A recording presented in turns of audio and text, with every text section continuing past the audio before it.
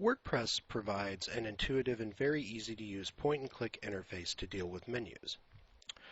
Up here we have our primary navigation menu. As I hover it over it, I get some animation effects that denote what link I'm hovering over. If I hover over this, I get a sub-menu that pops out. And I could even have a sub-menu that would also bring out an additional pop-out if I wanted to right here. The way that this is handled in WordPress, in the dashboard, over here under Appearance, we have Menus.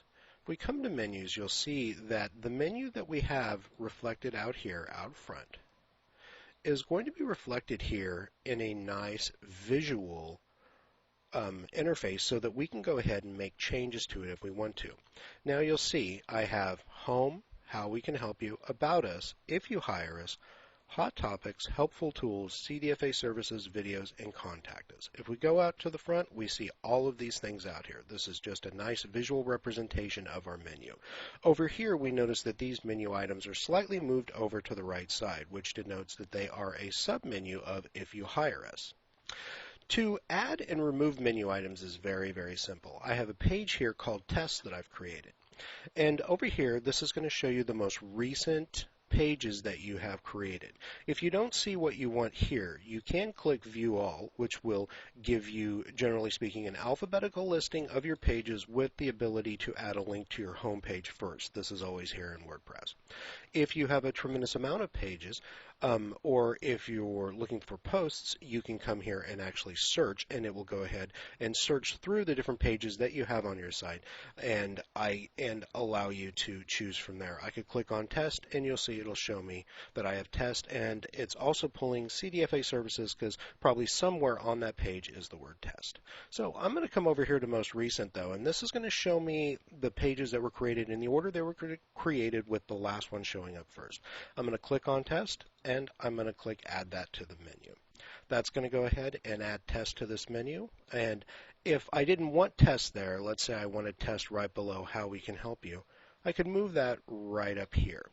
And that will go ahead and we'll add Test right there below, in between How We Can Help You and About Us.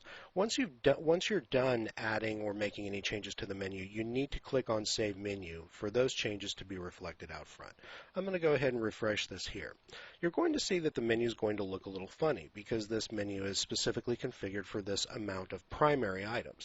So you're going to see that as we hover over it, the menu acts really, really weird because it doesn't want this other item here. So we need to go ahead and remove that Test so that our menu goes back to the regular way it was before.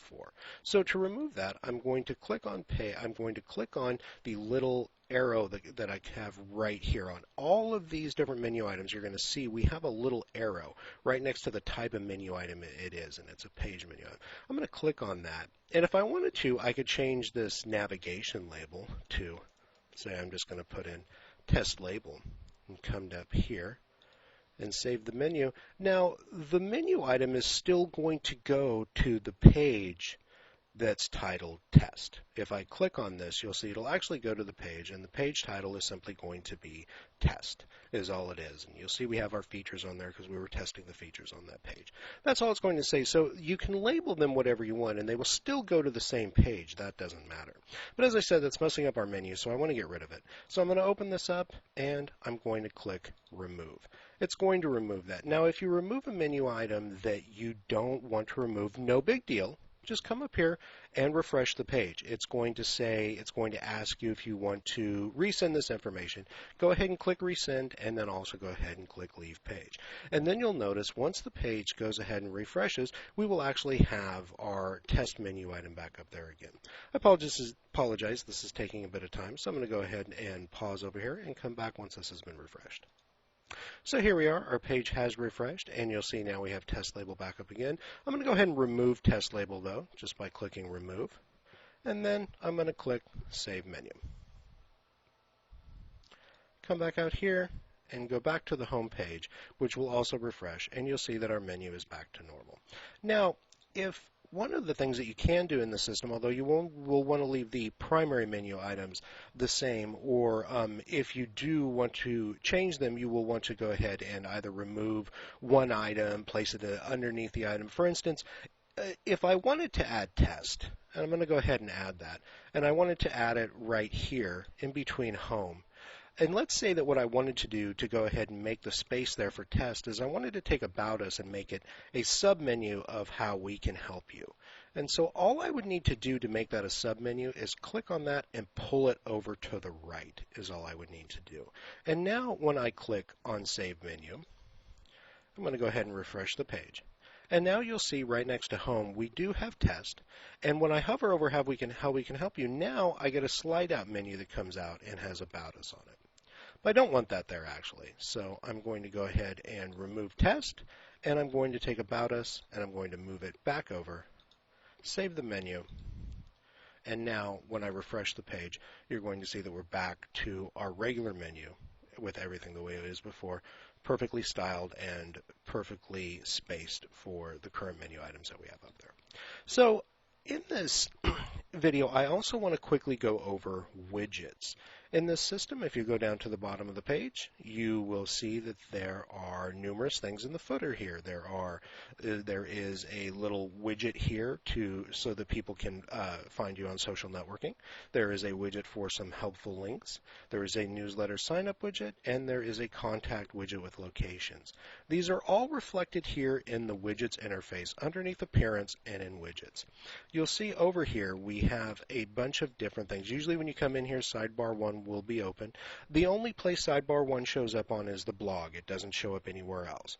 What you will see over here with footer column 1, 2, and 3 is the locations, newsletter sign up, and the find us on and helpful links that we see reflected all out here.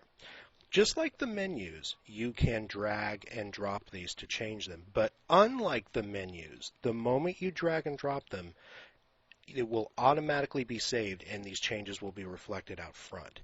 It's not exactly precisely like the menus in the fact that you don't have to save things when you rearrange them. You can also rearrange things between other footer columns. And once again, when you drag them, it will be immediately reflected out here in the front. Now you'll see that I have Find Us On directly over our newsletter sign-up widget, which doesn't look very good. So I want to go ahead and take that and bring that back up to footer column 1. Now, what's in these widgets exactly? Well, you'll see here we have a text widget, a text widget, a text widget, and a text widget, which means that they are all text widgets. Okay, you'll see there are numerous different types of widgets over here.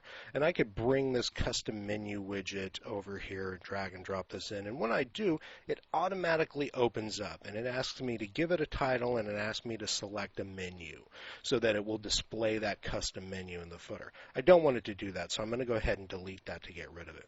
But as I click on these little down arrows over here, you're going to notice that they open up and I can see what's in here. And here we just have bits of code in these particular text items is all we have. Here we have a short code that's linking the contact form. Here we have some A tags, which give us some links that go to certain areas. And here we have some more code, which gives us some links that go to Twitter and Google Plus and stuff like that. So since these are code, you're going to want to leave them alone. But if you add any of these others, such as if you wanted to pull and put in a calendar under here, I'm going to go ahead and give it a title of calendar. Then once I've done that, once I've changed anything in here, I need to click Save in here, okay? Now, when I move them, I don't have to click Save, but once I change anything in the widget itself, or I bring a new widget in, then I need to go ahead and I make any changes in it, initial changes, or I come in and I change it at all, I need to click Save. Once I do, when I refresh up here, I'll see that reflected out here in the front, and it's automatically made the footer much larger to accommodate the calendar right here. I don't want the calendar there, I was just showing that as a demonstration. So to get rid of the calendar, I would open up the widget and I would come here and simply click delete, and that will get rid of that calendar up front. Once again, once I delete something, there's no button to save it with widgets. It will automatically just simply be deleted and reflected out front.